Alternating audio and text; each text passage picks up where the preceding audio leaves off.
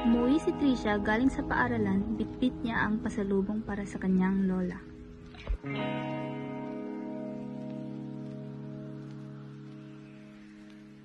Lola, nandito na po ako. Mahal po, Lola.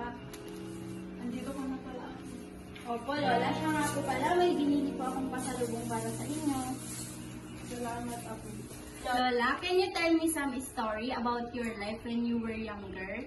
Sure, ako. Sa tuwing araw ng patay, lagi kong binibisita ang tita ko. At nagkukwento ako sa kanya about sa mga masasayang nangyayari sa buhay ko. Kasi siya ang paborito kong tita na pinagsasabihan ko sa lahat ng bagay. At sa tuwing may simbang gabi naman ay ginigising ako ng maaga ng nanay ko para dumalo sa simbang gabi. Nakukumpleto ko ang 9 na gabi kasi sabi nila lahat ng mga wish mo ay matutupad daw. Suruan na po na kita. Ingat kanto.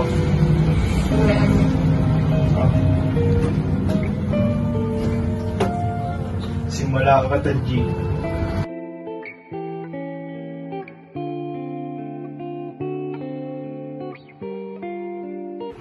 Wow, Lola! Ang ganda naman po pala ng kwento nyo. Ang dami pa rin po palang mga kultura na ginagawa pa din hanggang ngayon.